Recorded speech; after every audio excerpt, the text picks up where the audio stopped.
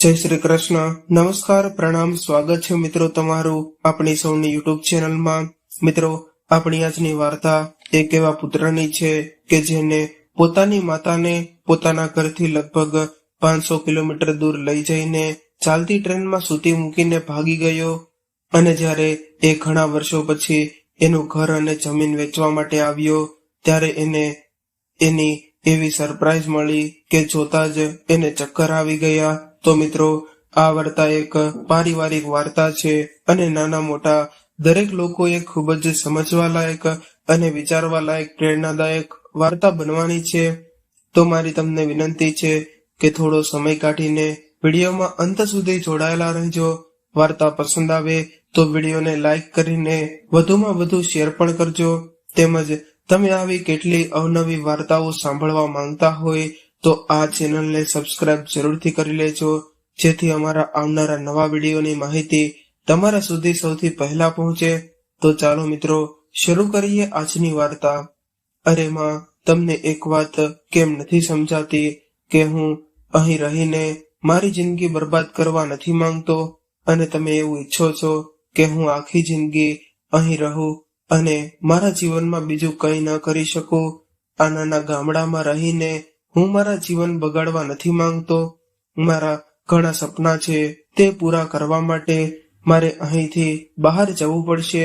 રોનક તેની માતા હંસાબેનને આ બધું કહેતા તેનો સામાન પેક કરી રહ્યો હતો, પરંતુ ત્યારે હંસાબેન વારંવાર એને ના પાડી રહ્યા હતા અને વારંવાર એને કહી રહ્યા હતા કે દીકરા, તારા સિવાય મારું બીજું કોણ છે?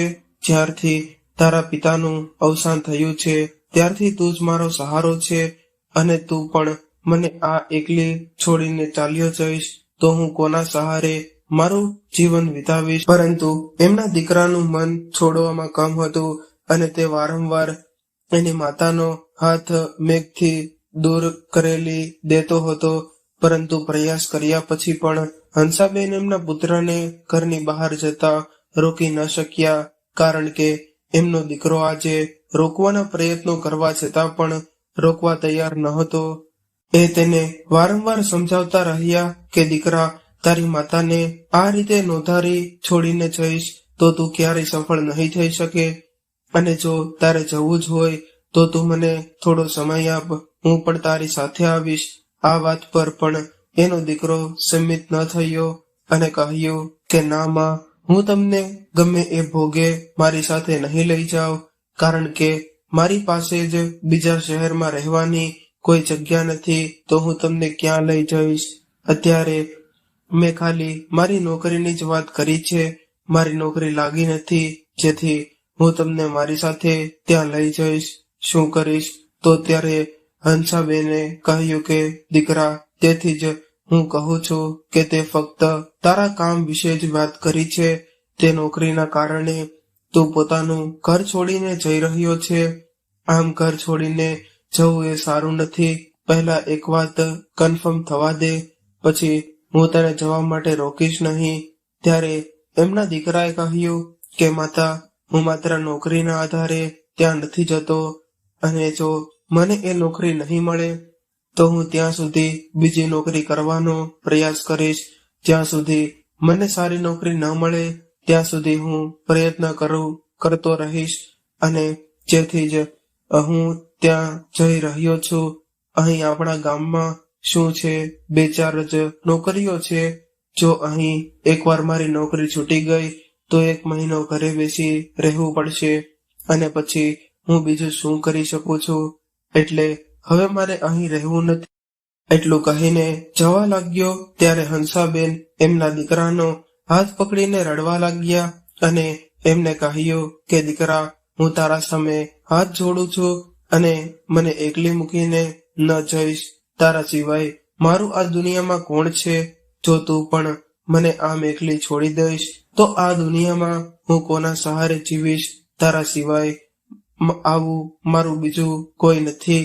હું કોના પર નિર્ભીત રહીશ? મને છોડીશ નહીં દીકરા. ત્યારે તેઓ એમના દીકરાની બેગ પકડીને તેને રડતા રડતા કહી રહ્યા હતા. ત્યારે એક જ ઝાટકે એમના દીકરાએ એમના બેગ છીનવી લીધી અને આગળ જોયા વિના એ નીકળી ગયો અને એની માતા તરફ પાછું વળીને જોયું, પણ નહીં. તેઓ રડતા રહ્યા, આજીજી કરતા રહ્યા કે મારા દીકરા, મને છોડીને મારાથી દૂર ન જા, મારું કોઈ નથી, હું તારા વિના મરી જઈશ. પરંતુ એમનો દીકરો એને છોડીને ચાલ્યો ગયો અને એમના ગયા પછી એ કલાકો સુધી દરવાજા પાસે બેસીને રડતા રહ્યા અને એમનો દીકરો પાછો ન ફર્યો. પછી તે પોતાની મેળે ઊભા થયા અને એમના આંસુ લૂછી કંઈક વિચારીને ઘરની અંદર ગયા. પછી એમને એમના દીકરાને ફોન કર્યો અને એને પૂછવા લાગ્યા કે દીકરા, તું સારી રીતે પહોંચી ગયો છે ને? હું તને ખૂબ જ યાદ કરું છું. પછી એને કહ્યું કે માતા, થોડા દિવસની વાત છે, ધીમે ધીમે તમને પણ એકલા રહેવાની આદત પડી જશે અને હું એકદમ ઠીક છું. તમે તમારું ધ્યાન રાખજો. આટલું કહી એને ફોન કટ કરી દીધો. હવે હંસાબેન આખો દિવસ આમ જ બેસી રહેતા અને પોતાના દીકરા વિશે જ વિચારતા રહેતા. એમના જીવનમાં બીજું કોઈ પણ હતું નહીં. એના વિશે તેઓ વિચારી તેમનો દીકરો થોડા દિવસો શહેરમાં જ રહ્યો અને એનો બિચારા માત્ર એમના દીકરા સાથે ફોન પર વાત કરીને ખુશ રહેતા.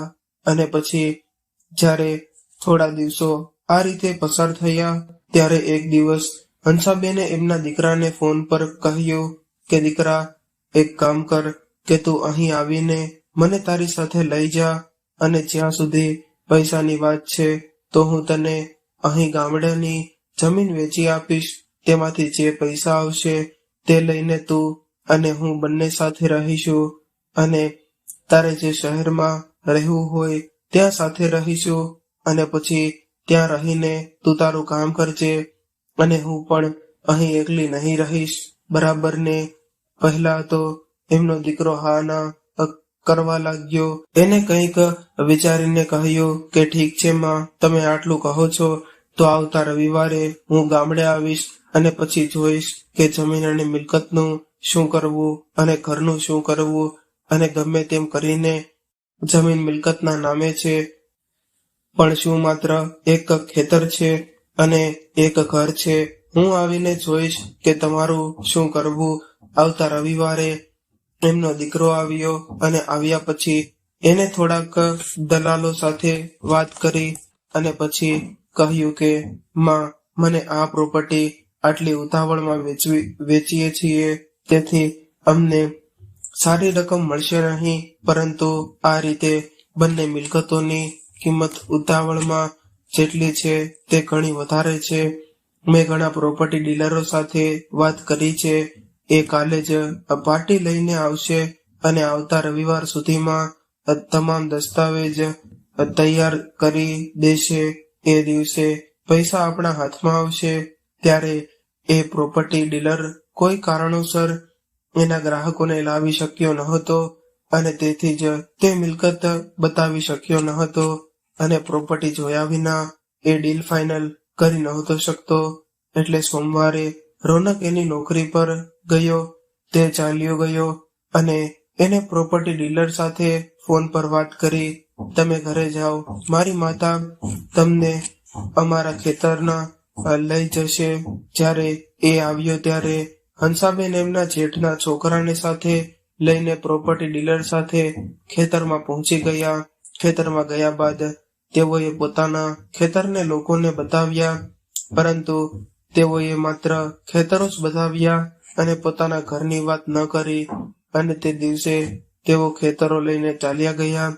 બીજા અઠવાડિયે રોનક આવ્યો ત્યારે એને 1-2 દિવસની રજા લીધી હતી. એણે પ્રોપર્ટી ડીલર સાથે વાત કરી અને એને એગ્રીમેન્ટના તમામ કાગળો તૈયાર કરવા કહ્યું. જે દિવસે રોનક એના ઘરે આવ્યો હતો એ જ દિવસે પ્રોપર્ટી ડીલર પણ ઘરે આવ્યા અને રોનકને તમામ કાગળો બતાવ્યા.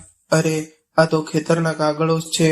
મેં તમને કહ્યું હતું કે તમે આ બધા પેપરો તૈયાર કરી દેજો, હું તમને પૈસા આપી દઈશ, છતાં તમે બધા પેપરો તૈયાર નથી કર્યા. જ્યારે રોનકે કાગળો તૈયાર ન કરવાની વાત કરી તો વકીલે કહ્યું કે તમારી બંને જમીનના પેપર્સ મારી પાસે તૈયાર છે, તમારી જમીન બહુ નથી અને રસ્તા પર પણ નથી, એટલે સારી રકમ મેળવી શકાય નથી, પણ તેમ છતાં મને શ્રેષ્ઠ પાર્ટી મળી છે. તો રોનકે કહ્યું કે સારું છે, પણ તમારી પાસે ફક્ત ખેતરના જ કાગળો તૈયાર છે. મેં તમને કહ્યું હતું કે આ મકાનના કાગળો પણ તૈયાર કરી દેજો. તો એ દલાલે કહ્યું કે મેં આ ફક્ત ધ્યાન ન આપ્યું. અત્યાર માટે તમે એમની આ ફાઇલ ફાઇનલ કરો અને આ ડીલ ફાઇનલ કરો, કારણ કે મેં એ લોકોને પણ બહારથી બોલાવ્યા છે. હવે એમને એમના કામની સંભાળ રાખવાની છે, એટલે પહેલા તમે આ ડીલ ફાઇનલ કરો અને પછી ઘર ક્યાં ભાગી જઈ રહ્યું છે આજે નહીં તો કાલે હું બીજા ક્લાયન્ટને બોલાવીશ. હમણાં તારું માટી મારીને તમારી માતાને સાથે લઈ ચાલ્યા જાઓ. ત્યારે રોનકે કાગળોને જમીન પર પછાડ્યા અને કહ્યું કે અરે યાર, હું શું વિચારતો હતો અને શું થઈ ગયું. ત્યારે દલાલે કહ્યું કે તમે જે પણ વિચાર્યું છે, તમારા મકાનના ભાવ અત્યારે એટલા સારા નથી. મેં સાંભળ્યું છે કે થોડા દિવસો પછી નજીકના વિસ્તારમાં સારી કંપની આવશે, તે પછી તમારા વિસ્તારમાં જમીનની કિંમત વધારો થશે, ત્યારે વેચી દેજો. હમણાં વેચવાની શા માટે જીદ કરો છો? આ સાંભળીને રોનક ખુશ થઈ ગયો અને હવે એને જમીન અને બધું જ આપી દીધું, અને બધું વેચ્યા પછી એને સંપૂર્ણ સંતોષ હતો, કારણ કે એને બીજું શું કરવાનું હતું. એને જમીનના કાગળ ઉપર એની માતાની સહી મેળવી અને જમીન વેચી દીધી. તે 2-3 દિવસની રજા પર આવ્યો હતો અને આ રજાઓમાં એના તમામ કામ પૂર્ણ થઈ ગયા. આ 2-3 દિવસમાં એને બધી જમીન મિલકત વેચી નાખી, અને જમીન વેચ્યા પછી રોનકે જ્યારે એના હાથમાં પૈસા આવ્યા ત્યારે બધું છોડીને ભાગી જવા માંગતો હતો, પણ પછી એણે વિચાર્યું કે જો એની માતાને હમણાં જ અહીં છોડી દેશે તો એ ભવિષ્યમાં શહેર છોડી આ ઘર વેચવા માટે કેવી રીતે આવશે. તેથી જેણે કંઈક વિચાર્યું અને એની માતાને કહ્યું કે માં, તું પણ બધી વસ્તુઓ પેક કર, તારે મારી સાથે જ આવવું પડશે. ત્યારે પોતાના દીકરાની આ વાત સાંભળીને જાણે હંસાબેનનું સપનું સાકાર થયું હોય એવું લાગ્યું. એ હંમેશા એવું ઈચ્છતા હતા કે તેમનો દીકરો એમને પોતાની સાથે લઈ જાય અથવા એમની સાથે તે જ ગામડામાં રહે, પરંતુ એમનો દીકરો આ માટે તૈયાર નહોતો. પણ હવે એમનો દીકરો એમને એની સાથે લઈ જવા તૈયાર હતો, તેથી એ ખૂબ જ ખુશ હતા અને એમણે ઝડપથી એમની વસ્તુઓ પેક કરવાનું શરૂ કર્યું. ત્યારે એમને એમના દીકરાને કહ્યું કે રોનક દીકરા, એક કામ કર, બધા પૈસા એક થેલામાં જ ન રાખીશ, થોડા પૈસા બીજી થેલીમાં પણ, થોડા પૈસા તારી બેગમાં રાખ, થોડા પૈસા તારી અલગ થેલીમાં રાખ. જો તું જુદા જુદા પૈસા રાખશે તો સારું રહેશે. જો તું પૈસા એક જગ્યાએ એક સાથે રાખીશ અને ભૂલથી તે ક્યાંક ભૂલાઈ જાય તો તું જીવનભર તારી જાતને માફ નહીં કરી શકે. ત્યારે એમના દીકરાએ એમની માતાની વાત ન સાંભળી અને કહેવા લાગ્યો કે માતા, કઈ વાંધો નહીં, કઈ નહીં થાય, આ પૈસા ક્યાંય જવાના નથી. આ પૈસા હું મારા જીવ કરતા પણ વધુ ધ્યાન રાખીશ. તમે તમારા કપડાં બાંધી લ્યો અને જવાની તૈયારી કરો, આપણે જલ્દીથી નીકળવાનું છે. ત્યારે હંસાબેન પણ રોનક સાથે નીકળી ગયા. રોનકે ઘરે ગઈ હતી, એની માતાને 1 રૂપિયો પણ આપ્યો નહીં અને એની માતાને એની સાથે લઈને શહેર જવા માટે નીકળી ગયો. જો કે રોનક એક શહેર સાથે જોડાયેલા ગામડાનો વતની હતો અને આ પોતાના નાનકડા ગામમાંથી એના ખેતરો વેચીને એની માતા સાથે મુંબઈ જવા માટે નીકળી ગયો અને એમને ટ્રેનની સીટ પર બેસાડ્યા અને પોતે પણ બેસી ગયો. હવે ધીમે ધીમે ટ્રેનના એના ગંતવ્ય સ્થાન પર પહોંચવા માટે આગળ વધી રહી હતી. ત્યારે હંસાબેન ટ્રેનમાં બેસીને બહારનો નજારો જોઈ રહ્યા હતા. હવે એમને એ સમય યાદ આવવા લાગ્યો જ્યારે એને એના પતિ પહેલીવાર આ રીતે પોતાનું ઘર વગેરે બધું પાછળ છોડીને આ શહેરમાં આવી વસ્યા હતા અને આજે ફરીથી એમના દીકરા સાથે બધું છોડીને કોઈ અન્ય જગ્યાએ સ્થાયી થવા જઈ રહ્યા હતા. હવે હંસાબેન ખુશનુમા હવામાન નિહાળવા માટે બહાર જોઈ રહ્યા છે. તે જોઈને એ ખુશ થઈ ગયા અને બીજી બાજુ એમનો દીકરો એમની માતાને ત્રાસી નજરે ચહેરા પર સ્મિત આવીને જોઈ રહ્યો હતો. એને થોડી વાર વિચાર્યું અને પછી એની બેગ એના માથા નીચે રાખી અને સૂઈ ગયો. થોડી વાર પછી આ રીતે સૂતો હતો. પછી જ્યારે એણે જોયું કે એની માતા હજુ સુધી સૂઈ નથી રહી, ત્યારે એને એની માતાને કહ્યું કે માં, જો તમે નીચેની સીટ પર સૂઈ નથી શકતા તો તમે ઉપર આવી જાઓ. જો તમારાથી ઉપર ચડાતું ન હોય તો તમને ઉપર ચડવામાં હું મદદ કરું. ત્યારે હંસાબેને કહ્યું કે ના દીકરા, હજુ તો બહુ લાંબી મુસાફરી છે. આખી રાત પછી આખો દિવસ કવર કરવાનો છે. એ પછી બીજી રાતે આપણે પહોંચી જઈશું. તે મને કહ્યું હતું કે ઘણા દિવસોની મુસાફરી છે. ત્યારે એમનો દીકરો પોતાનું માથું હલાવતા બોલ્યો કે એ પણ બરાબર છે માતા, હું સૂઈ રહ્યો છું, તમે પણ આરામથી સૂઈ જાઓ. ત્યારે એ કંઈક બીજું વિચારી રહ્યો હતો, પરંતુ એની માતા ઊંઘવા માંગતી નહોતી. આ કારણે એના ઈરાદામાં સફળ થઈ શકે એમ નહોતો. ત્યારે એને વિચાર્યું કે હવે બીજી રાત આવવામાં ઘણા કલાકો બાકી છે. બીજા દિવસે રોનક ઉઠ્યો અને નાસ્તો કરવા લાગ્યો અને એની માતા માટે ખાવાનો લાગ્યો અને બંનેએ ખાવાનું ખાધું અને પાણી પીધું અને થોડું ફર્યા પછી તેઓ ફરી આરામ કરવા માટે લાગ્યા. કેમમાં તેમને બીજું શું કરવાનું છે અને એવો આમ જ બેસી રહ્યા. ધીમે ધીમે સમય પસાર થતો ગયો અને સમયની સાથે લોકો પોતપોતાના ગંતવ્ય તરફ આગળ વધી રહ્યા હતા અને આમ જ ખાવું પીવું ફરવું એમાં દિવસ પસાર થઈ ગયો અને હવે મુંબઈ પહોંચવામાં 3-4 કલાક બાકી હતી. ટ્રેનમાં બેસવાના થાકને કારણે હંસાબેન સૂઈ રહ્યા હતા અને આખરે રોનક એમને મોકો મળી ગયો હતો. જ્યારે એની માતા ઊંઘી ગઈ ત્યારે એને પોતાનો કેટલોક સામાન એમની સીટ પાસે મૂકી દીધો, જેથી એની માતા ઉઠી જાય તોય એને ખબર પડી શકે. પણ એની માતા જાગી નહીં. તો રોનક સમજી ગયો કે એની માતા ખૂબ જ ઊંઘમાં સૂઈ રહી છે અને એને કોઈ પણ વિલંબ કર્યા વિના એની પૈસાની થેલી ઉપાડી અને એમાંથી 1000 રૂપિયા કાઢી એની માતાના કપડાની થેલીમાં રાખ્યા અને આગલા સ્ટેશને જ્યારે ટ્રેન ઊભી રહી તો તે ત્યાં ઉતરી ગયો.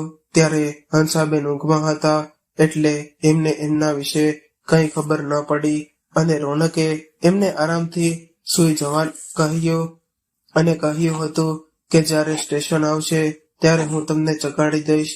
એટલે જ તે પણ શાંતિથી સૂઈ રહ્યા હતા. એમનો દીકરો એમની સાથે હોવાથી એમને કોઈ પણ પ્રકારની ચિંતા ન હતી. તે એમ વિચારીને ખુશ હતા કે હવે એમનો દીકરો એમની સાથે છે તો એ બધું જ જોઈ લેશે.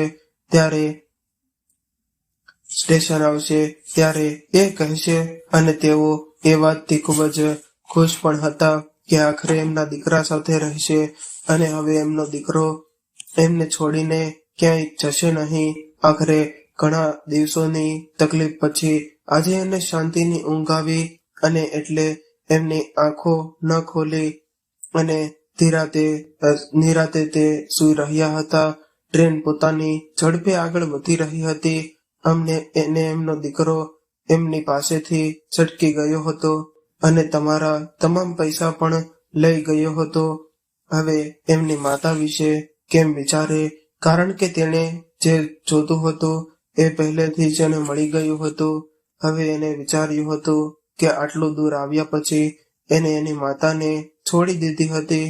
હવે એની માતા ઈચ્છતા હોવા છતાં પણ ક્યારેય પાછી પોતાના ગામડે જઈ શકશે નહીં, કારણ કે એ જાણતો હતો કે એની માતા એના ગામની આજુબાજુના વિસ્તાર સિવાય બીજે ક્યાંય નથી ગઈ. તો એ આટલા દૂરથી એકલી કેવી રીતે પરત ફરી શકશે, આ વિચારીને નિશ્ચિત હતો કે જ્યારે એને તક મળશે ત્યારે એ ઘરે પહોંચશે અને ઘરે પહોંચી દેશે અને એના પૈસા પણ પડાવી લેશે. આ વિચારીને તે ત્યાંથી ચાલ્યો ગયો અને લગભગ 2 કલાક પછી જ્યારે હંસાબેને એમની આંખો ખોલી ત્યારે એને ઉપરની સીટ પર ડોકિયું કરી જોયું, પણ એનો દીકરો ત્યાં દેખાણો નહીં. આ જોઈને એ થોડા ચિંતિત થઈ ગયા. પછી એ એમના દીકરાને અવાજ કરવા લાગ્યા. એમના ઘણી વખત અવાજ કરવા છતાં એમનો દીકરો ન આવ્યો, તેથી તો એ વધુ ચિંતિત થઈ ગયા. ઘણી વખત એમણે એમના દીકરાને મોટેથી બોલાવ્યો, પણ છતાં એમના દીકરાને જોઈ શક્યા નહોતા. હવે આ જોઈને એ ડરવા લાગ્યા. પોતાની સીટ પરથી ઊભા થઈને આસપાસના લોકોને પૂછ્યું, ભાઈનો દીકરો અહીં મારી પાસે બેઠો હતો, શું તમે એને જોયો છે? પણ ત્યારે બધાએ ના પાડી અને કહ્યું કે અહીં જ્યારથી અમે આવ્યા છીએ ત્યારથી કોઈને જોયો નથી. એટલે તેઓ રડવા લાગ્યા અને રડતા રડતા પોતાના દીકરા રોનકનું નામ લઈને વારંવાર એને બોલાવતા રહ્યા. પરંતુ રોનક ત્યાં કોઈ સાંભળે તો દઈને. હવે તેઓ વારંવાર બૂમો પાડતા હતા. ત્યારે એમને રડતા જોઈને કમ્પાર્ટમેન્ટમાં હાજર અન્ય લોકો એમની સીટ પાસે આવ્યા હતા ને ત્યાં થોડી ભીડ એકઠી થઈ ગઈ હતી.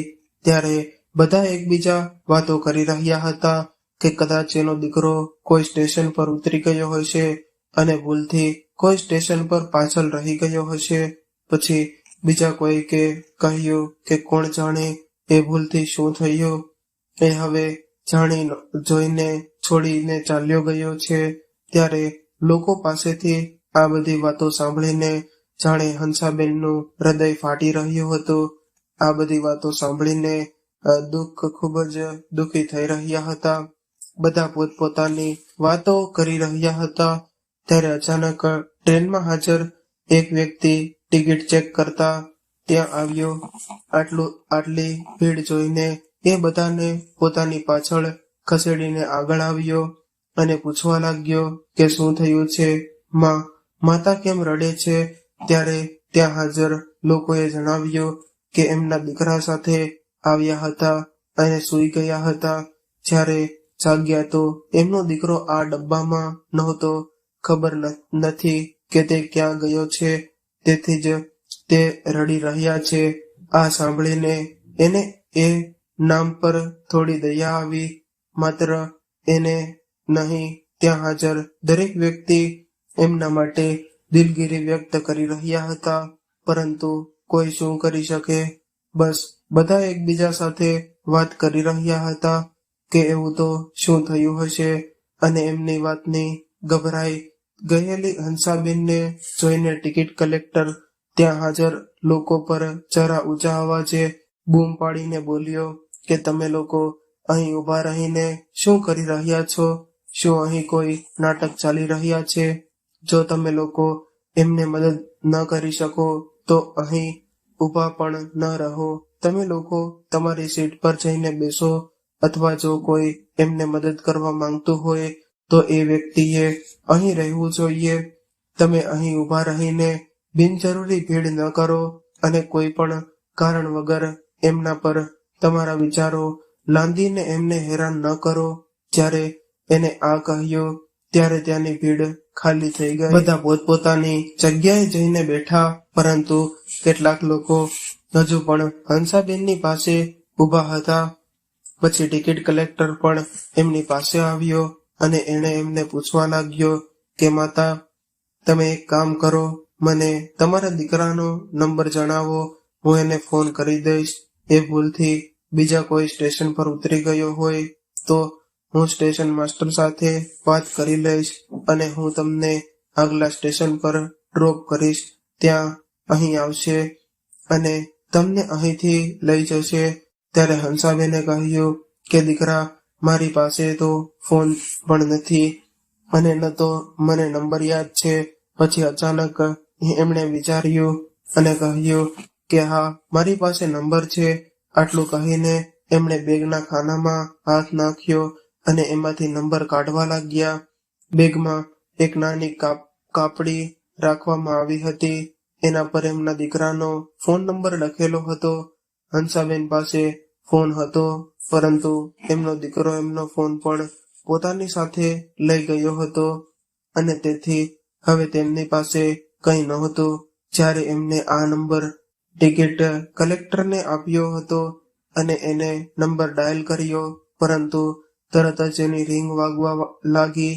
એને ફોન સ્પીકર પર મૂક્યો અને ફોન રણકતો રહ્યો. રોનક ફોન ઉપાડતા ટિકિટ કલેક્ટરને પૂછ્યું કે શું હું રોનક સાથે વાત કરી રહ્યો છું? ત્યારે રોનકે કહ્યું કે હા, હું રોનક જ બોલું છું, શું કામ છે? ત્યારે પહેલા ટિકિટ કલેક્ટરે કહ્યું કે લો, તમે તમારી માતા સાથે વાત કરો, પરંતુ એને કંઈ પણ કહેતા રોનક પહેલા ફોન કાપી નાખ્યો. ત્યારે એ ફરીથી ડાયલ કરવાનું કહ્યું અને હવે એને ફરીથી ફોન કર્યો, પણ આખી રિંગ જવા છતાં પણ એને ફોન ઉપાડ્યો નહીં. આ રીતે ઘણી વખત ફોન રણકતો રહ્યો. ત્યાં જલ્દી હાજર લોકોએ અજીબ પણ લાગ્યું અને ક્યાં ને ક્યાંક તે એવોનું નિવેદન સાચું પડ્યું કે હંસાબેનનો દીકરો એમને અહીં જાણી જોઈને છોડી ગયો છે. હવે ટીટીએ ઘણીવાર ફોન ડાયલ કર્યો, પણ રોનકે ફોન ઉપાડ્યો નહીં. પછી એને કહેવાનું શરૂ કર્યું કે બા, તમારો દીકરો ફોન ઉપાડતો નથી. એના વર્તન પરથી લાગે છે કે તે તમને જાણી જોઈને અહીં છોડી ગયો છે. ત્યારે હંસાબેને કહ્યું કે ના ના દીકરા, મારો દીકરો આવું ન કરી શકે. તે મને અહીં લાવ્યા છો, એ મને બંને રહેશે જઈશું. હવે મારો દીકરો પોતાની મરજીથી મને એની પાસે લઈ જતો હતો, તો એ મને અધવચ્ચે કેમ છોડી દેશે? અને ધબકાર છોડી અને મારો દીકરો જ્યાં કામ કરતો હતો ત્યાં જઈ રહ્યા હતા. જ્યારે ત્યાં હાજર એક છોકરાએ આ સાંભળ્યું તો ત્યારે એને એ જ વાતનું પુનરાવર્તન કર્યું અને કહ્યું કે દરબાર છોડીને એનો અર્થ શું છે? કે એના પર હંસાબેને જવાબ આપતા કહ્યું કે દીકરા, અમે બંને મા દીકરો અહીંથી અમારી ખેતી વેચીને મારો દીકરો જ્યાં કામ કરે છે ત્યાં જઈ રહ્યા છીએ. સાચે જ્યાં કામ ધંધો ચાલુ હોય ત્યાં જ રહેવું પડે, એટલે જ અમે અમારા ખેતરો વેચ્યા હતા. અમે વિચાર્યું હતું કે શહેરમાં જઈને ઘર લેશું અને મા દીકરો એ ઘરમાં રહીશું, અને તેથી મારો દીકરો મને એની સાથે લઈ જતો હતો. હવે આ સાંભળીને બધા સમજી ગયા કે એમના દીકરાએ જાણી જોઈને એમની સાથે આવું કર્યું છે અને અહીં દોડી ગયો છે. હવે આવું શું કરી શકે? કેટલાય લોકો કહેવા લાગ્યા કે તમે કહેતા હતા કે તમારો દીકરો મુંબઈમાં રહે છે, જ્યારે મુંબઈ આવશે ત્યારે અમે તમને કહીશું, તમે ત્યાં ઉતરી જજો. તો કહેવા લાગ્યા કે મુંબઈ આટલું મોટું શહેર છે અને જો તે એકલા જ હશે તો પોતાના દીકરાને શોધી શકશે નહીં, પણ પોતે જ ત્યાં ખોવાઈ જશે. અને આ ચોક્કસ સાચું હતું. બધા લોકોએ એકબીજા સાથે મસ્તક કરી અને અંતે નક્કી કર્યું કે હંસાબેને પોતાના ગામ પાછા જવું જોઈએ. જો એમનો દીકરો આવવાનો હોય તો એ એની માતાની શોધમાં ગામમાં પણ પાછો આવશે, અને જો એ એમનાથી દૂર રહેવા માંગતો હોય તો એને એકલા કેવી રીતે છોડી શકીએ? ત્યારે લોકો હંસાબેનને પૂછવા લાગ્યા, આંટીજી, તમે શું તમારે ઘર છે કે તમારા દીકરાએ ઘર બધું વેચી દીધું છે? ત્યારે હંસાબેને કહ્યું કે ના દીકરા, પણ ઘર હજુ મારા નામે જ છે. ત્યારે એમના તે એક બીજા વૃદ્ધે કહ્યું કે જો તમારો દીકરો ઘર છોડીને ગયો છે અને પૈસાના લોભને લીધે તે તમને અહીં છોડીને ગયો, તો એ ચોક્કસ ઘરે પાછો આવશે. કારણ કે જો એને પૈસાનો આટલો લોભ હશે તો એને પોતાનું ઘર છોડશે નહીં, તે ઘર પણ વેચી દેશે. હવે એ નક્કી થયું કે હંસાબેન પોતાના ગામડે પાછા ફરશે, કારણ કે એમને એમના ગામનું નામ યાદ હતું. પણ હવે સૌથી મોટી સમસ્યા એ હતી કે તેઓ એકલા ઘરે કેવી રીતે પાછા ફરશે, કેમ કે એમને કોઈ પણ જ્ઞાન નહોતું. તેઓએ પાછા ફરવા માટેની ટ્રેનની ટિકિટ ખરીદવી પડશે અને જો જરૂર હોય તો એ તેઓને ટ્રેન પર બદલવી પડશે. હવે બધા વિચારવા લાગ્યા કે હવે એમને કોણ મદદ કરશે, કારણ કે લોકોની પણ પોતાની અલગ અલગ મંજિલ હતી અને દરેકને પોતપોતાના રસ્તે જવાનું હતું. અને આજની અવ્યસ્ત દુનિયામાં શા માટે કોઈ કોઈના સમયમાં કામમાં આવે અને પોતાનો ટાઈમ બગાડે? પણ કહેવાય છે ને કે આજની સ્વાર્થી દુનિયામાં પણ કેટલાય લોકો બીજાને મદદ કરવાના હેતુથી જીવતા હોય છે. બસ એવા જ કેટલાય લોકો હતા જેઓ હજુ પણ હંસાબેનની પાસે બેઠા હતા. તે લોકોમાંથી એક પતિ પત્ની હતા જેઓ મુંબઈમાં જઈ રહ્યા હતા. એમણે હંસાબેનને ખાતરી આપી કે માતાજી અમારી સાથે સ્ટેશન પર ઉતરશે તો ટ્રેનના સમય વગેરે જોઈને હું તમને જાણ કરીશ અને પ્લેટફોર્મ પર ટ્રેન ક્યારે આવશે એની માહિતી પણ આપીશ. પરંતુ જો આપણે ત્યાં પહોંચતા સમયે ટ્રેન સમયસર આવી જાય તો હું તમને ટ્રેનમાં બેસાડી દઈશ. પરંતુ જો ટ્રેનમાં વધારે સમય હશે તો મારા માટે રોકાવું મુશ્કેલ છે, કારણ કે મારી પત્ની પણ મારી સાથે છે અને તેની તબિયત પણ સારી નથી. ત્યારે હંસાબેને કહ્યું કે દીકરા, હું ક્યારેય મારા ગામથી બહાર નીકળી નથી, તેથી હું ત્યાં એકલી કેવી રીતે પહોંચીશ? અને પછી મુંબઈ આટલું મોટું શહેર છે કે હું મારા ઘરે જવાને બદલે બીજે ક્યાંક પહોંચી ગઈ તો નાના દીકરા, હું એકલી નહીં જઈ શકું. ઓછામાં ઓછું કોઈ મને સ્ટેશન પર ટ્રેનમાં બેસાડશે તો પણ હું કોઈને પૂછીને જઈશ. પછી એમણે પોતે જ કંઈક વિચાર્યું અને આંખોમાં આંસુ સાથે કહ્યું, પણ હું કેવી રીતે જાઉં? મારી પાસે એક પણ પૈસો પણ નથી, તો હું આટલા દૂરથી મારા ગામડે કેવી રીતે પહોંચી શકીશ? અને ત્યાં પહોંચતા જ લગભગ 2 દિવસ લાગશે. અને પછી ત્યાં બેઠેલા એક વ્યક્તિએ એના ખિસ્સામાંથી 200 રૂપિયા કાઢીને હંસાબેન તરફ લંબાવ્યા અને કહ્યું કે બહેન, આ પૈસા તમારી પાસે રાખો, કદાચ તમને થોડી પણ મદદ મળી જશે. હમણાં મારી પાસે આટલા જ છે, નહીંતર મેં તમને વધુ આપ્યા હોત. ત્યારે હંસાબેને એ માણસને કહેવા લાગ્યા કે ના ના, હું તમને ઓળખતી નથી, તેથી હું તમારી પાસેથી પૈસા કેવી રીતે લઈ શકીશ? ત્યારે પહેલા માણસે કહ્યું કે કઈ વાંધો નહીં, કોઈને મજબૂરીમાં છોડવું પડે અને તેથી હું બધું વિચારશો નહીં, આ પૈસા રાખો. એમની સમજાવટ પર હંસાબેને એને પૈસા રાખ્યા અને આ જોઈને ત્યાં બેઠેલા કેટલાય લોકોએ કોઈએ 200 રૂપિયા કાઢ્યા અને એમને આપ્યા. અને આ રીતે એ બધા પૂર્વ લોકો મળીને હંસાબેન માટે લગભગ 1500 થી 2000 રૂપિયા ભેગા કર્યા કે જેથી તેઓ સરળતાથી તેમની ઘરે પાછા પહોંચી શકે.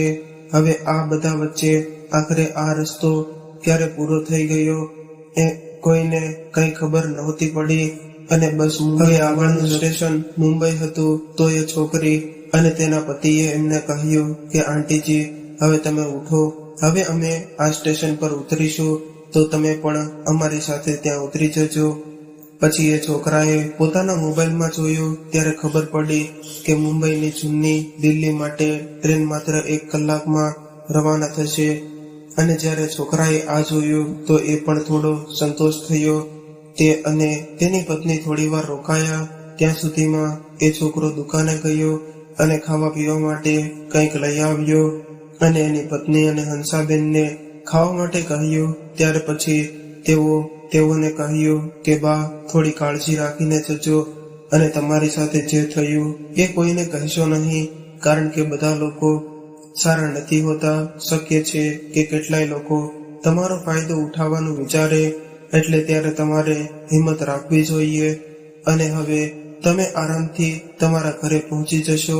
અને પછી મને એક વાત કહો કે જે લોકોને બાળકો નથી હોતા, શું એવું એમના જીવનનો અંત લાવે છે? શું તેઓ જીવતા નથી? હવે તમે હિંમત રાખો, કોઈની સામે ચિંતિત ન થતા અને કોઈને કંઈ પણ કહેતા નહીં. હું તમારા માટે ખાવા પીવા માટે કેટલીક વસ્તુ તમારી બેગમાં મૂકું છું. જો તમે ઈચ્છો તો અડધા કલાક માટે અહીં વેઇટિંગ રૂમમાં જઈ શકો છો, સ્નાન કરી શકો છો અને તમારા કપડાં પણ બદલી શકો છો, કારણ કે ટ્રેન આવવાની હજુ વાર છે. ત્યારે એ બિચારા ટ્રેનમાં આવી હતી વખતે પરેશાન થઈ ગયા હતા. તેથી એ પહેલી છોકરી સાથે વેઇટિંગ રૂમમાં ગયા અને નાહી ધોઈને પાછા આવ્યા. પછી એ છોકરીએ એમની બેગમાં ખાવાની કેટલી વસ્તુઓ મૂકવાનું શરૂ કર્યું અને કહ્યું કે માજી, એક બીજી વાત, રસ્તામાં કોઈ પણ વિશ્વાસ ન કરી લેતા અને એને તમારી બેગ અથવા કઈ પણ વસ્તુ આપતા નહીં, કારણ કે મેં તમારા પૈસા તમારી બેગમાં મૂક્યા છે. એને સુરક્ષિત રાખજો. તમારે ત્યાં હંસાબેનને પણ અવાજ સમજી ગયા હતા અને આખરે 1 કલાક પછી ટ્રેન આવી. ત્યારે પહેલી છોકરી હંસાબેનને ટ્રેનમાં બેસાડીને પોતાના ઘરે ચાલી ગઈ અને આ બાજુ હંસાબેન ટ્રેનમાં ચડી ગયા, પરંતુ ત્યાં પગ મૂકવાની પણ જગ્યા નહોતી. પરંતુ એ બિચારા શું કરે, એ મજબૂર હતા અને એમને ઊભા રહેવાની ઉંમર ન હોવા છતાં પણ તેઓ કલાક સુધી આ રીતે ઊભા હતા. આખરે તે એક સ્ટેશન પર પહોંચ્યા અને જગ્યા શોધીને સીટ પર બેસી ગયા અને આ રીતે આખો દિવસ પસાર થઈ ગયો અને હવે રાત થઈ ગઈ હતી. અહીંથી નીકળતી વખતે એ જેટલા મનથી ખુશ હતા એટલા પાછા ફરતી વખતે એટલા જ ગુસ્સે હતા અને સાથે સાથે ખૂબ જ દુઃખી પણ હતા કે એમનો પુત્ર એમને કોના સહારે ટ્રેનમાં લાચાર છોડીને ચાલ્યો ગયો હતો. અને ત્યારે દરેક લોકોની વાતો એમના મનમાં વસી ગઈ હતી, પણ એમ છતાં તે એકવાર તેમના પુત્ર વિશે વિચારે છે. પણ સત્ય એ હતું કે તો સત્ય જોયા પછી પણ એ ક્યાં સુધી આંખો બંધ રાખી શકતી હતી. આ વાત સ્વીકારીને એમણે માની લીધું કે એમનો પુત્ર એમને છેતરીને જાણી જોઈને ટ્રેનમાં છોડીને ચાલ્યો ગયો હતો. પરંતુ હજુ પણ એમના પુત્ર પ્રત્યેના પ્રેમને કારણે એ હજુ પણ ક્યાંક ને ક્યાંક વિચારી રહ્યા હતા કે કદાચ એમનો પુત્ર એમને ભૂલથી છોડી ગયો હશે. ત્યારે હંસાબેને પોતાના ઘણા વિચારો કર્યા, સાથે લડી રહ્યા હતા અને એમના ચહેરા પર ગંભીર હાવભાવ સ્પષ્ટ દેખાઈ રહ્યા હતા. પછી અચાનક એમને છોકરી યાદ આવી કે જેને એને પોતાનો નંબર લખી આપ્યો હતો અને એમને ટ્રેનમાં બેસાડ્યા હતા અને કહ્યું હતું કે જો આંટી ટ્રેનમાં બેસો તો મહેરબાની કરીને મને ફોન પર કોઈની સાથે વાત કરાવજો, જેથી હું થોડી ખાતરી સરી શકું. તો હું વિચારીશ કે તમે યોગ્ય રીતે પહોંચ્યા છો કે નહીં. ત્યારે હંસાબેને એમની સામેની સીટ પર બેઠેલા એક વ્યક્તિ પાસેથી ફોન માંગ્યો. ત્યારે એને પોતાનો ફોન આપવાની ના પાડી હતી અને કહ્યું કે હું મારા ફોનમાં બેલેન્સ નહોતો પુરાવતો. પછી હંસાબેને થોડી વાર રાહ જોઈ અને લગભગ અડધા કલાક પછી બીજો એક માણસ ત્યાં આવ્યો.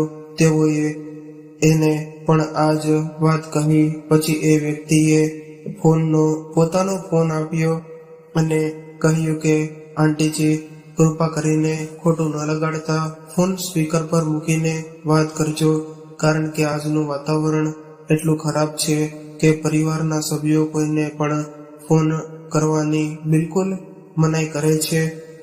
ત્યાર પછી હંસાબેને પેલી છોકરીને ફોન કર્યો અને કહ્યું કે દીકરા, હું હંસા બોલું છું કે તે જે ટ્રેનમાં બેસાડી હતી તે દીકરી, હું સલામત રીતે ટ્રેનમાં બેસી ગઈ છું અને હવે હું સુરક્ષિત રીતે ઘરે પણ પહોંચી જઈશ. તું મારી બિલકુલ ચિંતા ન કરતી અને તારું ધ્યાન રાખજે. ત્યારે છોકરીએ પણ એમને કહ્યું કે ઠીક છે આંટી, તમે આરામથી જજો અને તમારું ધ્યાન રાખજો અને ઘરે પહોંચ્યા પછી મને ફોન કરવાનું ભૂલતા નહીં. ઠીક છે. આટલું બોલ્યા પછી એ છોકરી હસવા લાગી. ત્યારે ચંપાબેને કહ્યું કે નાના દીકરી, હું તને કેવી રીતે ભૂલી શકું? મુશ્કેલ સમયમાં તે મને ટેકો આપ્યો હતો. સારું, હવે ફોન રાખું છું.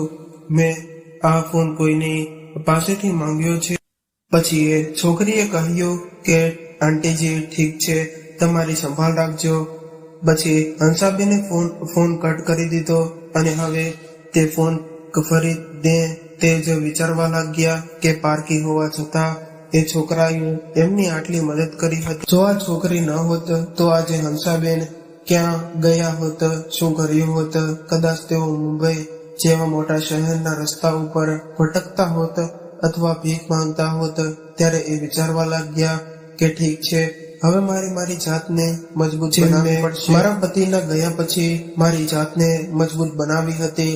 જ્યારે મારા સાસરિયાઓએ મને બીજા ઘણા બધા લોકો મને છોડીને ચાલ્યા ગયા હતા, ત્યારે પણ મેં મારી જાતને એટલી મજબૂત બનાવી દીધી હતી કે મેં મારા પુત્રને એનો હક આપ્યો હતો અને એક ઘર ખરીદ્યું હતું કે જ્યારે હું એના માટે આટલું કરી શકું છું તો શું હું મારા માટે ન કરી શકું? હા, હું કરી શકું છું. હું મારા માટે બધું જ કરી શકું છું અને કરીશ. હવે હું મારા વિશે વિચારીશ, બીજા કોઈ વિશે નહીં. જ્યારે ભગવાને મને જીવન આપ્યું છે તો પછી મારે બીજા પર શા માટે બોજ બનવું? બસ હવે આ બધી વાતોને પોતાના મનમાં રાખી હંસાબેન પોતાના ઘરે પરત ફર્યા. સ્ટેશન પર ટ્રેનમાંથી નીચે ઉતર્યા બાદ તેમને કોઈ સામાન્ય સહન કરવો પડ્યો નહોતો. સ્ટેશન પર ઉતરવા માટે નજીકના લોકોએ એમને કહ્યું કે આંટીજી, હવે તમારું સ્ટેશન આવી ગયું છે, તમે નીચે ઉતરો. ત્યારે હંસાબેન ઉતરી ગયા. હંસાબેન તે સ્ટેશનથી એના ઘરનો રસ્તો સારી રીતે જાણતા હતા અને હવે એમના ઘરે પહોંચી ગયા હતા. હવે પહોંચ્યા પછી એમના પાડોશીની એક મહિલાએ કહ્યું કે હંસા, તું તો તારા દીકરા સાથે ગઈ હતી અને તું તો કેવી કહેતી હતી કે હું તો ક્યારેય પાછી નહીં આવું. હવે ત્યારે તારો દીકરો પણ આવું કહેતો હતો અને તને પણ તારા દીકરા પર ખૂબ જ ગર્વ હતો કે તારો દીકરો તને લઈ જાય છે. ત્યારે એને કહ્યું કે હા, હું મારા દીકરા સાથે ગઈ હતી, પણ હવે હું પાછી આવી ગઈ છું અને હવે હું અહીં જ રહીશ. એટલું કહીશ કે ને તે અંદર ગયા અને દરવાજો બંધ કરી દીધો. ત્યારે એમનો પાડોશીએ, જે એમની સહેલી હતી, એ ખૂબ જ અસ્વસ્થ દેખાઈ રહી હતી, એને બધી જ ખબર હતી. ત્યારે હંસાબેને કહ્યું પણ હતું કે હંસા, તો મૂર્ખ કામ ન કર અને પોતાના પુત્રના પ્રેમ ખાતર જમીન મિલકત ન વેચાય. પરંતુ ત્યારે હંસાબેન પોતાના આ પુત્રની સામે પાડોશીની વાત સાંભળવા પણ નહોતા માંગતા. તેથી એમનો માત્ર એમના પુત્રની વાત સાંભળી અને પોતાની પરવા ન કરી અને તેઓએ પોતાની જમીન વેચી દીધી અને હવે એવોનું પરિણામ ભોગવી રહ્યા હતા. તેથી જ એમની પાડોશી પણ આ બધી વાતો કહી રહી હતી, કારણ કે એને પહેલેથી જ ક્યાંક ધાર્યું હતું કે એવું જ થઈ રહ્યું છે તેમ લાગ્યું હતું. તેથી તેને હંસાબેનને વેરમાં કહ્યું હતું.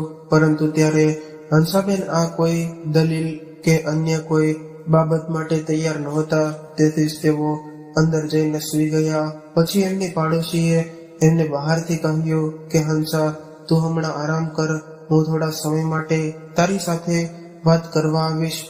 અને આ સાંભળ કે મેં હમણાં તને જે કહ્યું એ વિશે ખરાબ ન લગાડતી. તું તો જાણે જ છે કે હું તારું સારું ઈચ્છું છું. મેં જે કહ્યું હતું તે તારા ભલા માટે જ કહ્યું હતું.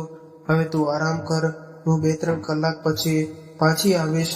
અને ત્યારે હંસાબેન ફરી વિચારોમાં ડૂબી ગયા. છેવટે સાંજે ઘરે એમની પાડોશી એમના ઘરે આવી. ત્યારે હંસાબેનને દરવાજો ખોલ્યો તો એમનો પાડોશી ઘરની અંદર આવી. ત્યારે હંસાબેને જોઈને એ સમજી ગઈ કે ખૂબ જ પરેશાન છે. ત્યાર પછી એમણે કહ્યું કે હંસાબેન, તમને સારું છે ને? તમારો દીકરો તમને એની સાથે શહેરમાં લઈ ગયો ત્યારે તો તમે કહેતા હતા ને કે તમને ત્યાં જ રાખશે. પછી અચાનક તમે કેવી રીતે પાછા આવી ગયા? અને પણ આમ સાવ એકલા બધું સારું તો છે ને? તમને ખૂબ જ ચિંતિત લાગી રહ્યા છો. શું થયું છે? હંસાબેન, મને કહો, હું તમારી બહેન જેવી છું. જ્યારે પાડોશણે તેમની આટલા પ્રેમથી કહ્યું તો આ સાંભળતાની સાથે જ હંસાબેનની આંખોમાં આંસુ આવી ગયા અને એવો હસતા નહોતા હોવા છતાં પણ પોતાની જાતને રોકી ન શક્યા અને તેમની પાડોશીને ગળે લગાવીને જોર જોરથી રડવા લાગ્યા અને કહેવા લાગ્યા કે મેં શું ગુનો કર્યો છે કે જેથી મારા પુત્રએ મારા સાથે આવું વર્તન કર્યું. ત્યારે રડતા રડતા એ બધી વાતો કહી રહ્યા હતા. પછી એમની પાડોશીએ એમને કોઈક રીતે ચૂપ કર્યા અને કહ્યું કે હંસાબેન, એવું શું થઈ ગયું કે તમે આખી વાત કહો. ત્યારે હંસાબેને એમની પાડોશીને આખી ઘટના કહી કે કેવી રીતે એમનો પુત્ર એમને એમની સાથે લઈ ગયો હતો, પરંતુ તે તેની સાથે ગયો નહીં અને રસ્તામાં ક્યાંક ગાયબ થઈ ગયો હતો.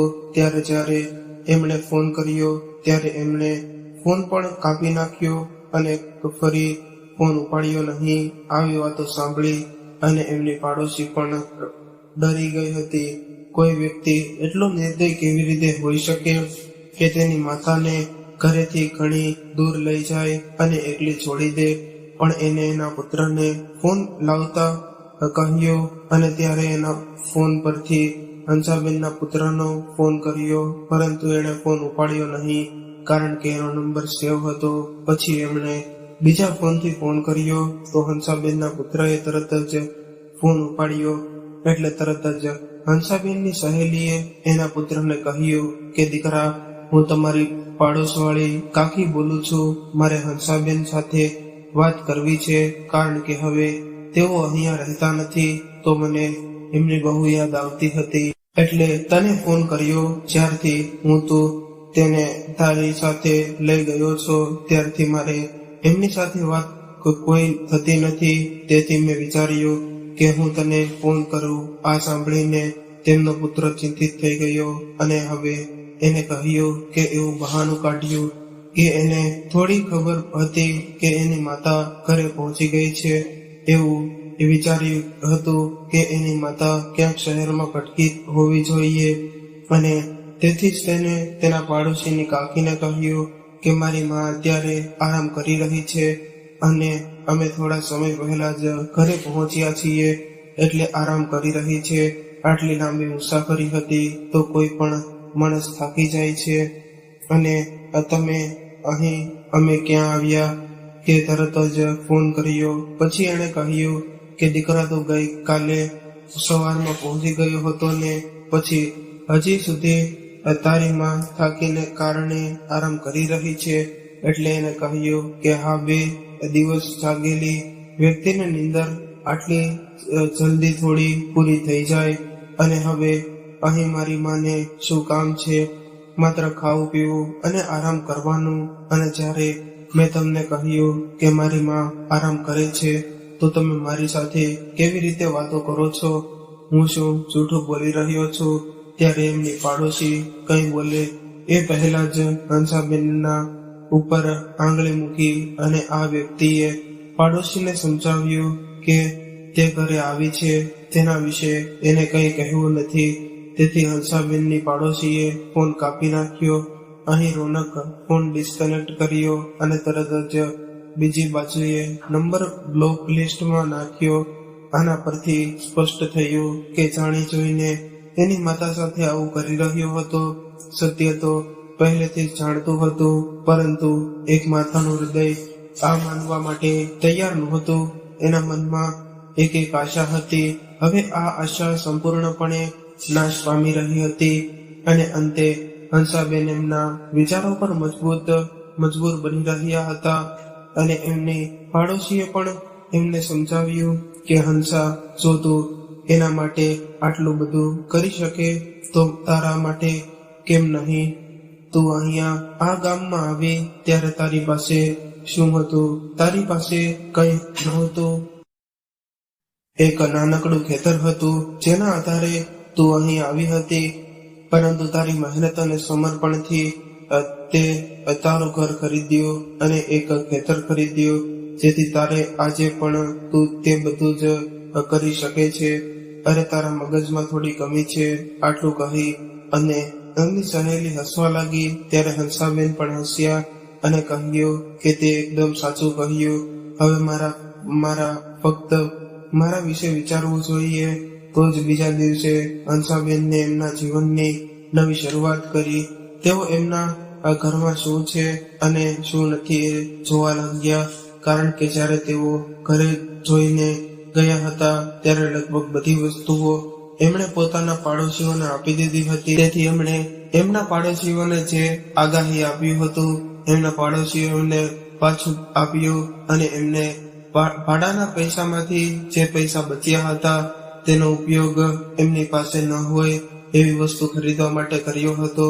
હવે હંસાબેને પોતાના વિશે વિચાર્યું કે તે શું કામ કરશે, કારણ કે એમની ઉંમર ઘણી મોટી થઈ ગઈ હતી. એટલે એમની સહેલી એટલે કે એમની પાડોશીએ એમને સૂચન કર્યું કે તું જે કરતી હતી તે જ કર. જો તું પોતે આ કામ ન કરી શકે તો તું બીજે કોઈ પાસે કરાવી શકે છે. અને તારો આજનો સમય કેવો છે, વ્યક્તિ પોતે કામ કરે છે કે ન કરે પણ એને બીજા પાસેથી કામ કરાવતા આવડવું જોઈએ. એટલે હંસાબેને ફરીથી તેનું જૂનું કામ શરૂ કર્યું. તે ખેતર ફરીને લઈને પાક વાવણી કરતા અને નફો મેળવતા હતા, જેમાંથી દરેક પાકના અડધા પૈસા ખેતરના માલિકને જતા હતા અને એક વર્ષમાં બાકીના પાકનો ફાયદો એમની પાસે જ રહેતો. હંસાબેને એમના ગામમાં આવા 2 થી 3 ખેતરો લીધા, કારણ કે હવે એમની પાસે પોતાનું કોઈ ખેતર નહોતું. એટલે એમને ધીમે ધીમે ફરી પોતાનું કામ કરવાનું શરૂ કર્યું. પરંતુ એ વાત સાચી હતી કે જ્યારે ભગવાન પરીક્ષા લેવા માટે આવે ત્યારે એક સાથે અનેક સમસ્યાઓ એના માથા પર આવી જાય છે. જ્યારે હંસાબેનનો ભાગ લડવાનો સમય આવ્યો ત્યારે ભારે વરસાદ પડ્યો અને એમનો પાક સંપૂર્ણપણે નાશ પામ્યો હતો. તેમાંથી તે ફક્ત એટલું જ મેળવી શક્યા હતા કે ખેતરના માલિકને આપી શકે, પરંતુ તેમ છતાં એમણે હાર ન માની અને લગભગ કોઈ નફો ન મળતા છતાં એ ખેતરમાં કામ કરતા રહ્યા અને એક વર્ષમાં આમ જ વીતી ગયું. ત્યારે એ માત્ર થોડા પૈસા ભેગા કરી રાખ્યા હતા, પરંતુ બીજા જ વર્ષે પણ એમની સાથે એવું જ હતું. અને હવે હંસાબેનની હિંમત જવાબ આપવા માંગી હતી, કારણ કે એક તરફ એ ખેતરમાં કામ કરવા માટે મજૂરો રાખતા હતા તો બીજી તરફ એમણે ખેતરના માલિકને પૈસા ચૂકવવા પડતા હતા. અને હવે ખેતી દરમિયાન થતા તમામ ખર્ચાઓ બહારથી ઉધાર લાવી ચૂકવવા પડતા હતા, જેને કારણે 2 વર્ષમાં તેઓ કંઈ બચાવી શક્યા ન હતા. કુદરતી આફતને કારણે એમનો પાક બરબાદ થઈ ગયો હતો, પરંતુ હજુ 2 વર્ષ પૂરા થવામાં થોડો સમય બાકી હતો. આ વખતે હંસાબેને પાક એવો વાવ્યો કે જે એમના ગામમાં બીજું કોઈ વાવતું નહોતું. આ વખતે એમને એક ખેતરમાં શાકભાજીની ખેતી કરી હતી અને અન્ય ખેતરમાં અન્ય શાકભાજીની ખેતી હતી. તેવી જ રીતે એમની પાસે 3 ખેતરોમાં વિવિધ પ્રકારના શાકભાજી હતા કે જે સરળતાથી બજારમાં ઉપલબ્ધ નહોતા.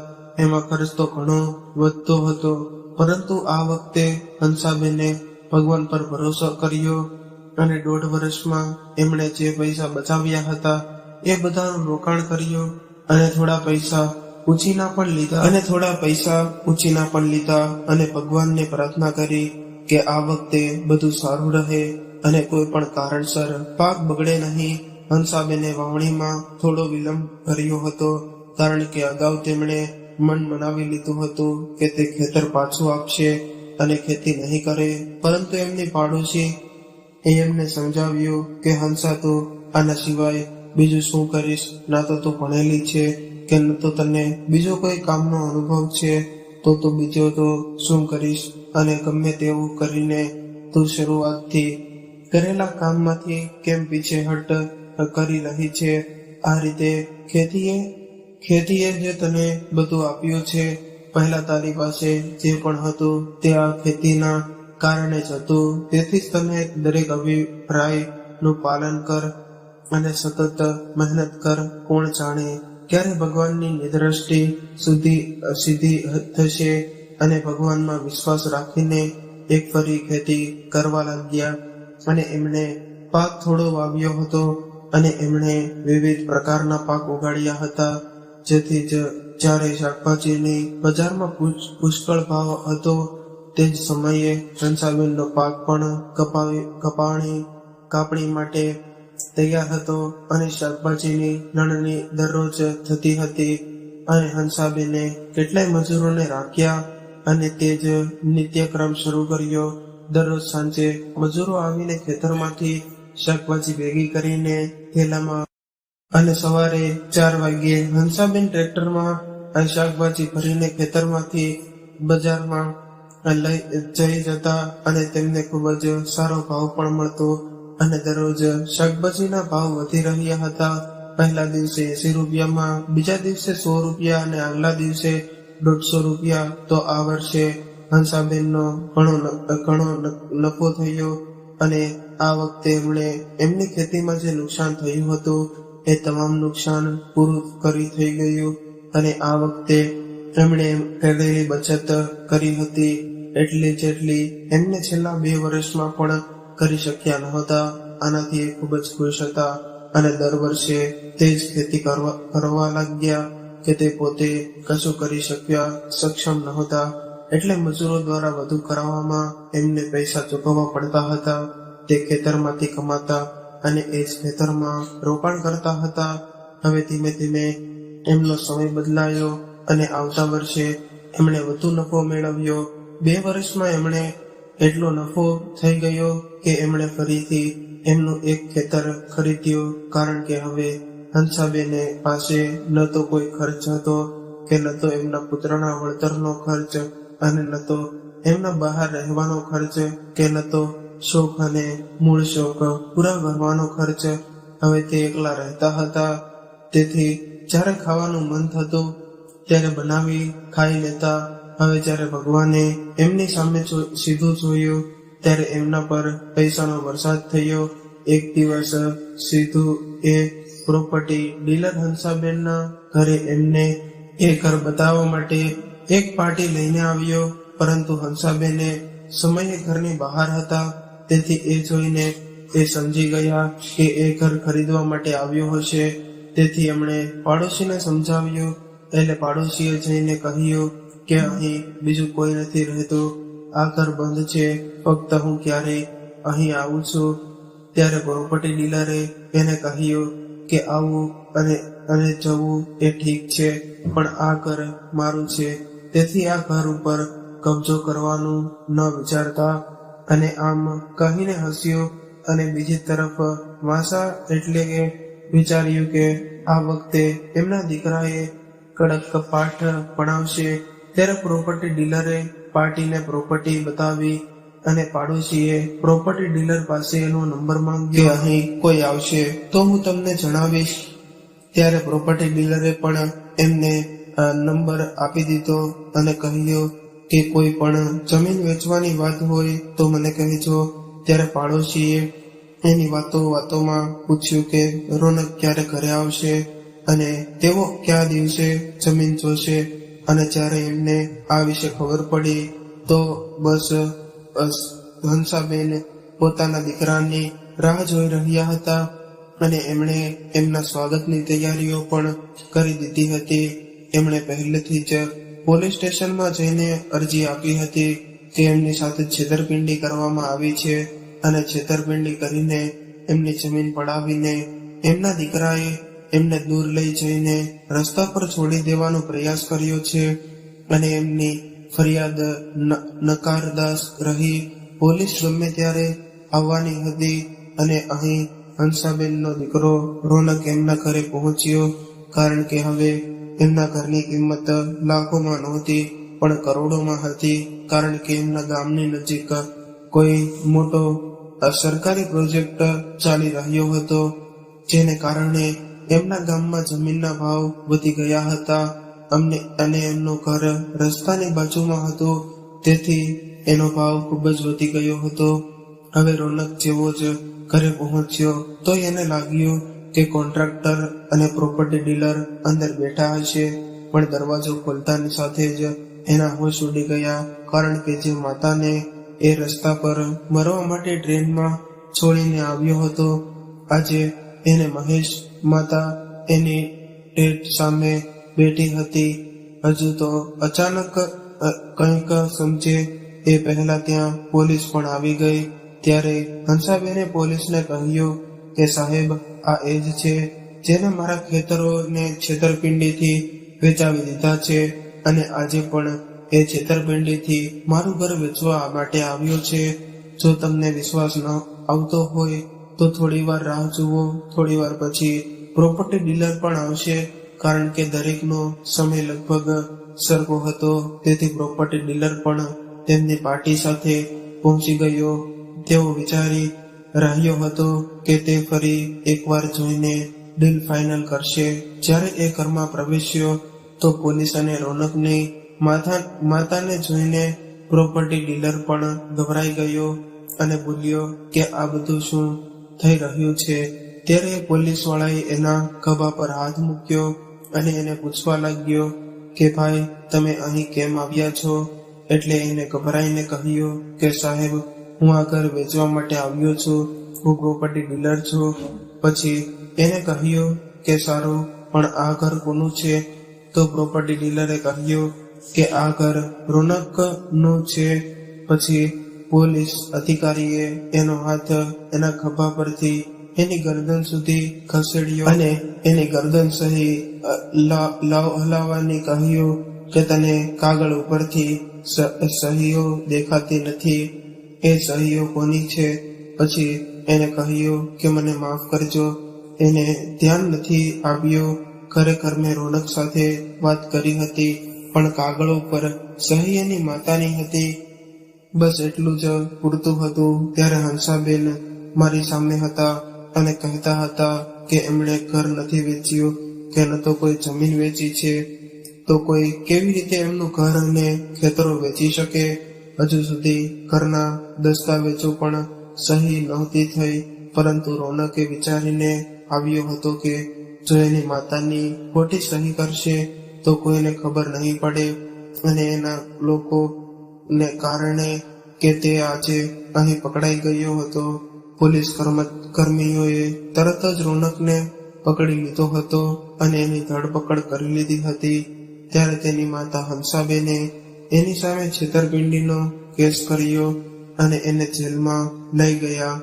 ત્યારે પોલીસ કર્મીઓ રોનકને લઈ જવા ત્યારે રોનકે બૂમો પાડવાનું શરૂ કર્યું કે માતા, તમે મારી સામે જુઓ, પોલીસ વાળા મને લઈ જઈ રહ્યા છે અને તમે કઈ નથી કરી રહ્યા, માત્ર ઉભા રહીને શું જોઈ રહ્યા છો?